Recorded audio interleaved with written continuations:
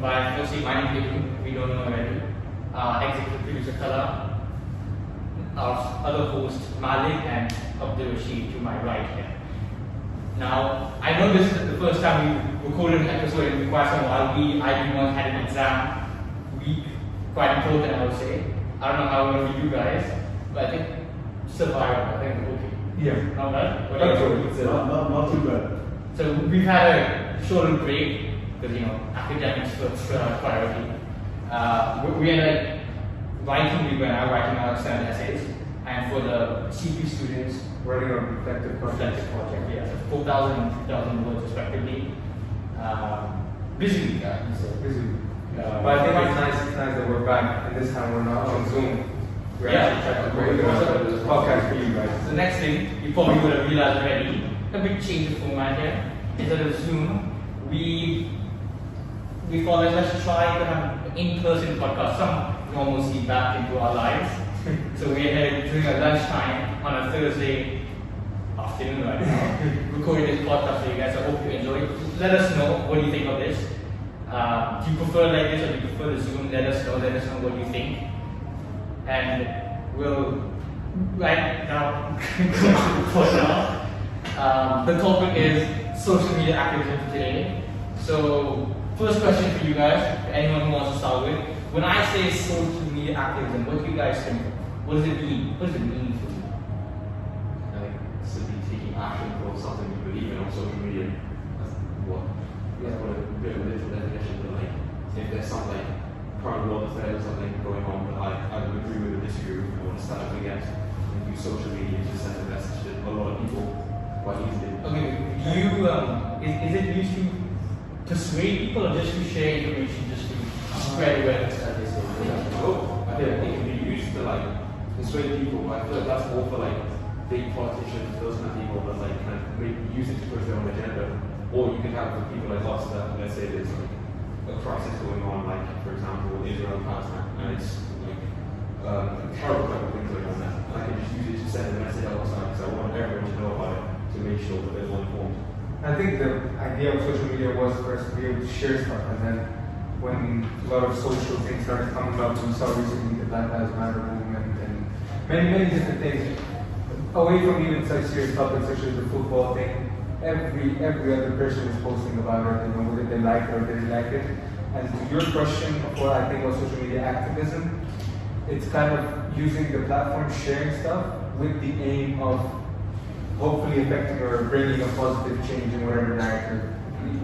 I think it's important because it gives a platform, multiple platforms to people who don't necessarily have a voice in the public world. They get the chance to voice their opinion on numerous topics that are going around socially or politically or whichever way they choose to express their views. But they finally get a place where they can do so. And I think that's important because they don't have to feel so that like just because they're not a certain status in life or they haven't become a certain career yet, that they can't express their voice. Touching on change, and you said one of the rules of social media is to persuade people. Have any of you individually changed their opinion based on a social media movement?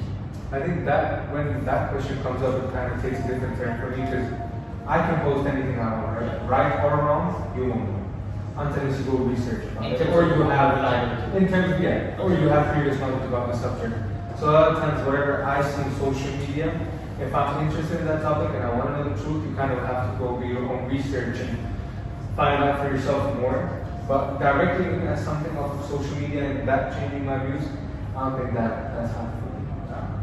And the reason you think is because of you don't trust The reliability of the post.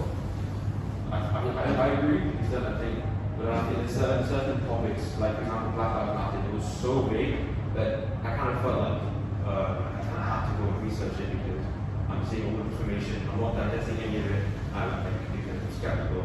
Let me go away, find out about it. I did, and now I feel much better informed. So I feel for some things it works well, then you have other topics that I guess aren't as like serious and think people won't take much care in. For example, like football, where people go through it. I did as well, but I think some people they're not interested in it, I don't think they go away and research it. But I think it depends. I think it all depends on what the information is. So like, if someone's posting about Black Lives Matter, well, let's say the account is from Gulf News, then you would sometimes automatically associate Gulf News or a big like publication company, so you wouldn't necessarily have to go and search it because you would already deem that information to them.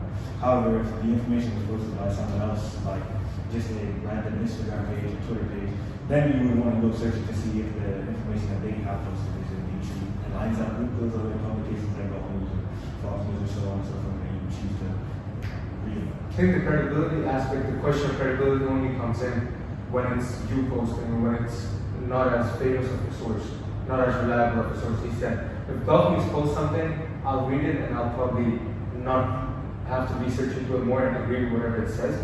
But if the same news was posted by Abdur, maybe I would go research, not saying that you're posting fake news, but it's just that I would want to go double check for myself.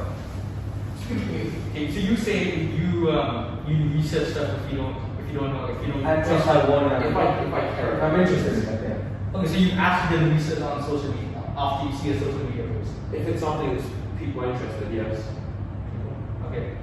But do you overall trust the information you receive from social media? No. Not really. I'm quite skeptical with a lot of things. And I think even some people, it could have the opposite effect. Seeing so much, if someone is skeptical, seeing so many people post about something that gets kind of repetitive to you, then it can even cancel away from it. Like, I feel like it's happened. But where do you receive your information from, if not social media? About global events, about politics, whatever you're interested in.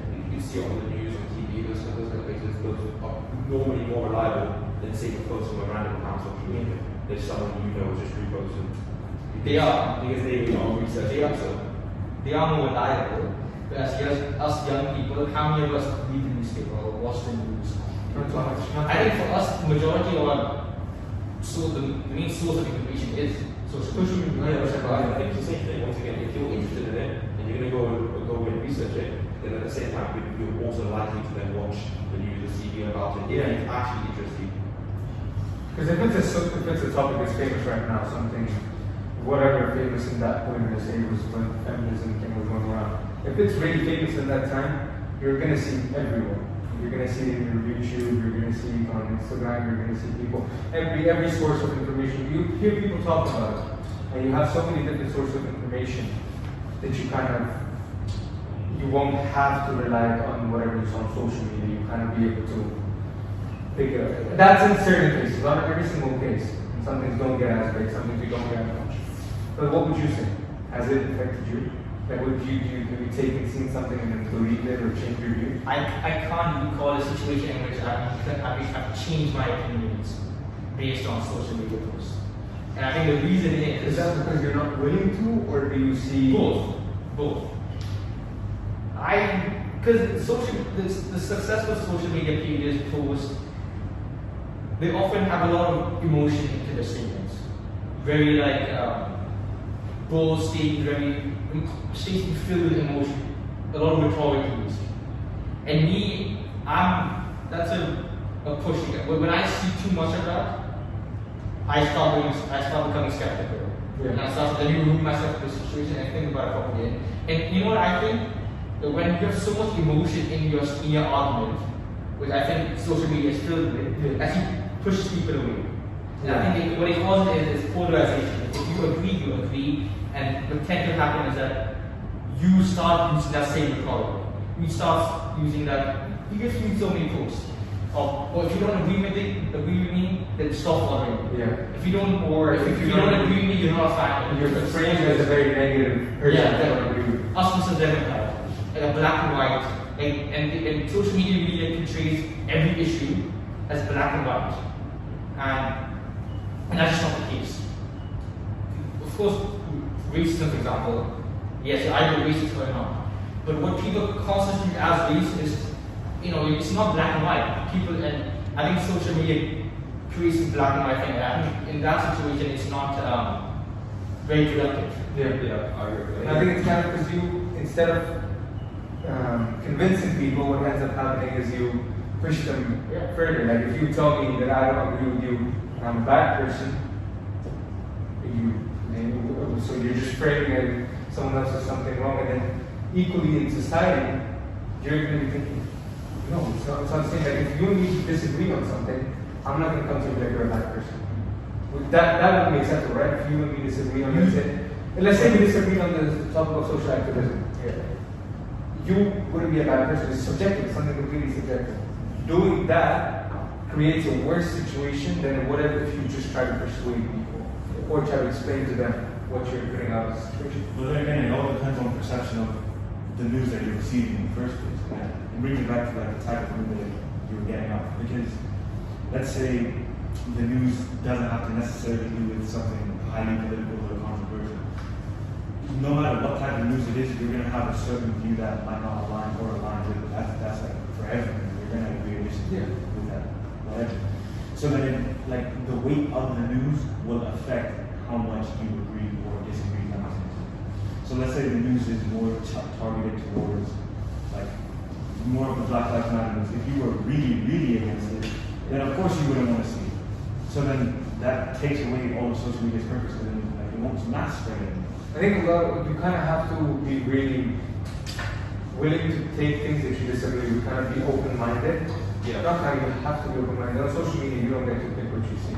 It's whatever the algorithm or however you interact with it is what you see. And if someone is a racist and they do agree with whatever's happening and stuff like that, and they see Black Lives Matter movement, is it really going to cause an effect? If anything, it'll anger. Yeah, I push them away. I agree. I think so many movements now tend to not focus on solving the problem, just focus on like demonizing a certain group of people. Yeah. And it has the complete opposite effect because you're polarizing them. And I also think that the bigger a movement gets, I think certain people have a need to like be different and so they want to oppose things. And I think the bigger a movement gets, it's kind of inevitable. You're going to get a rise of these kind of people. And so I don't think you're ever going to have a movement that's going to flawlessly persuade everybody to believe the same thing. You're always going to have opposition. Touching on that, you talk about offending people and polarizing people, but isn't it the case that if you want to have meaningful change, you're going to have to offend people? 100%, but there's ways of offending people. There's you and me disagreeing, that is offensive. But there's also me saying, if you don't agree with me, you're the worst person ever. That is offensive. There's two different. There's respectable, you're going to be offended, we have different views, and then there's a worst. I'm just going to shame you for whatever views you have, right? Yeah. That's why I agree with incorporate emotions into one of these kind of posts. Yeah, because that then I think it messes with the way people see things. And once you start telling people you're a bad person, like you're a bad person if you don't stand up for the movement, then they kind of feel as though they're being pushed to it rather than research themselves and make a decision for themselves. But you know, also looking at the opposite side, because we're talking about how it's really bad, it has also been really good.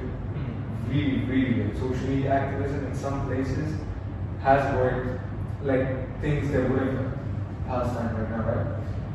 So many donations, so many opportunities, so many people learning about it through social media. If we did not have social media, the thing in what's happening in Palestine right now would not be as big between students, between us who are very academically focused instead of what's happening in Palestine and everywhere, right? And I think that is a very big positive that comes out of social media activism and people putting up stuff that they like and what they don't like. And Malik touched on it earlier. It gives a voice to the voiceless, right? So, because we're not influential, okay? we're 17-year-old kids. Intellectual? No, intellectual. Influential. Oh, I think so. We're on the section. But you don't also think that some certain people, okay, and certain big celebrities have too much of an influence with these kind of things. But it depends on what they do with that influence. Yes, but they have the power and possibility to have terrible influence. But then you can't stop. But that's inevitable. Like, if they're a big You take away social media, you still have the news. You take away the news, you still have the newspaper. You can't take away the influence. If you have nothing, it's just, even before any technology, you had people who were extremely influential. Extremely country level influential. Like if they said something, the whole country believes it.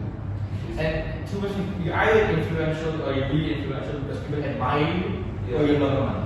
Now, if you want to take away money from people, I don't know. You want to stop, you want people to not like you anymore, I don't know how you do it. Yeah, I guess it's like freedom of speech, that's kind of inevitable. Certain people, their voices will be heard more than others. Yeah. But it's a good thing is subjective. Yeah, sure. It's how you use that voice. our students. And so what do you think? So of course, let's say we're voices, okay? We can't run for election. We can't really change too much. So what do you think? How do you think social media is used and can be used from our perspective to the change that we want to have an impact? I think the biggest thing right now is 100% petitions. I think that's what is impacting a bunch of huge decisions in the world right now, that young people, at least us, who don't have that voice or that power, that can still have an impact. For example, the Black Lives Matter petition to change rules in society, or even just have banners and be allowed publicly in all public housing and places like that. Those are things that we have control of, because we're going to be the ones who put the banners up anyway, and we're the ones signing for the petition for that to happen in the first place. So we have that huge amount of impact and that big voice just from, we can just be at home filling out the petition. So we don't have to always be the most powerful in order to make the biggest impact. I think we're running a bit short on time. The girls are not waiting for registration, so we'll get back to class. So just to end it, it's one question for everyone here. In terms of activism, what role do you think social media has? Let's just end with that. A sentence and then a reason why. How will you end first this time? I saw first. I end first. Okay. Okay. I think it can't be used to persuade people. It's not effectively persuading people because it causes too much polarization, which is bad for society. I think the role it plays in activism, in getting change, is simply spreading information, raising awareness, causing people to reflect and do the research that we're talking about.